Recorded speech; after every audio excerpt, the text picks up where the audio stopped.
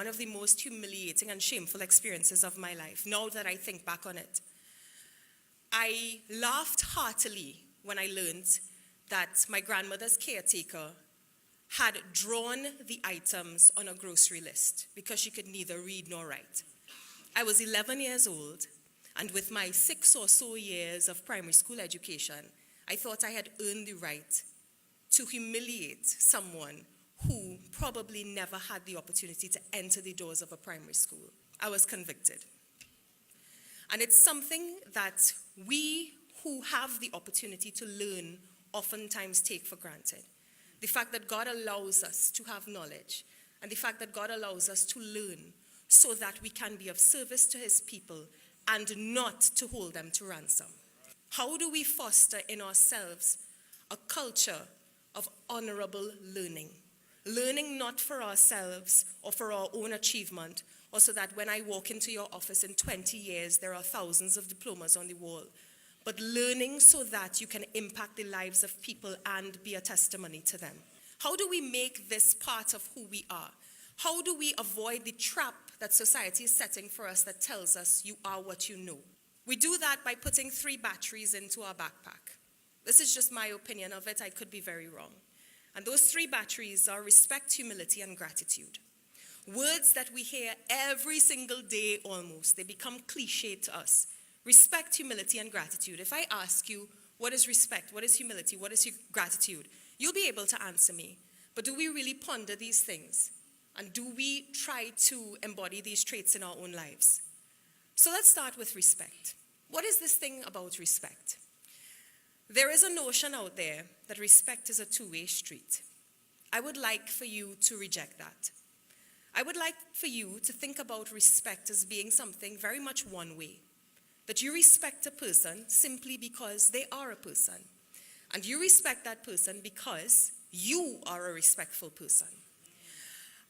My grandmother, who is my hero on this planet, she passed away some years ago.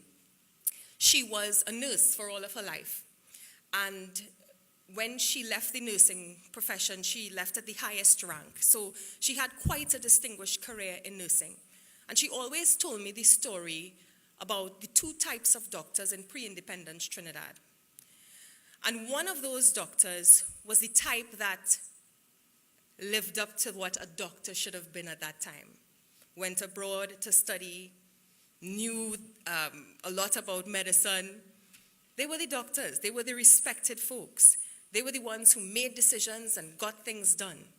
They were the people that were revered in the health centers and in the hospitals. And then there was the other type of doctor who leaned on the opinion of junior staff, who wanted the advice of the nurses on duty. And she always made the distinction between these 2 types. And she told me very often that you could see who the better doctors were based on how they interacted with their staff, based on how they respected their staff and they respected their opinions, and that respect that was reciprocated for them. So I ask you, choose what kind of doctor you want to be. Will you let people speak, and will you hear them, and will you listen genuinely simply because there are people?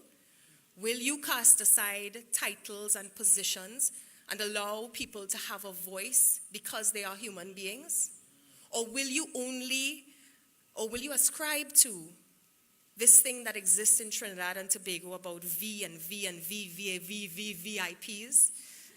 How very important can you be? And doesn't it mean that if you are a VVVIP, that there is a VVV unimportant person? Can you cast that aside? Can you say that I will respect you because you're a human being? I also want to talk about my grandmother's friend, Sister Williams. And I used to come home from school and I would see the 2 of them chatting. And I mean, when Sister Williams came over, it was like a whole day affair. It was like a 16-hour visit, right? We just prepared ourselves that we would not have the living room or the TV for 16 hours. They had a great time together. They laughed, they talked, they prayed. And it came as a shock to me as a teenager when I was told what Sister Williams did for a living. My grandmother, as I told you, was a respected nurse. Sister Williams gathered scraps of cloth off of the Beetham landfill and sold them in the market to people to clean their cars and their homes. And you could not tell by looking at these two friends that there was this distinction between them.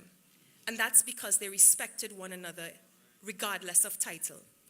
And the lesson that Sister Williams and my grandmother left with me was that we miss out on amazing relationships and amazing partnerships and amazing friendships because we put titles and positions and accomplishments between us and people. So that's respect. One-way street. Thank you. Humility. This is a big one, and this is one that just blows my mind every single day. To me, humility is simply this. I've come this far by God's grace, and I still have very far to go. It's just that. So very often, we have people applying to positions in the newsroom. They always ask me, how do I get into a career in media? And my response is always my experience, which has been that you get an internship and you work really, really hard. And by the end of that internship, the organization that you work for should not want to let you go, right?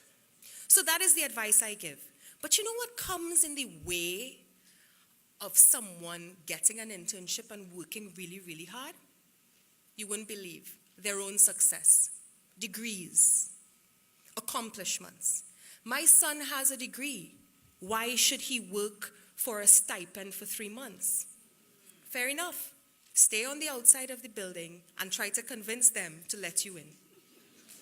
Humility is that thing that opens doors. You are going to need people to help you.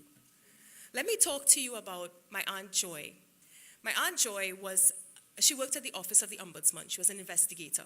So a lot of the work of the Office of the Ombudsman had to do with complaints from just ordinary citizens, but a lot of complaints from prisoners.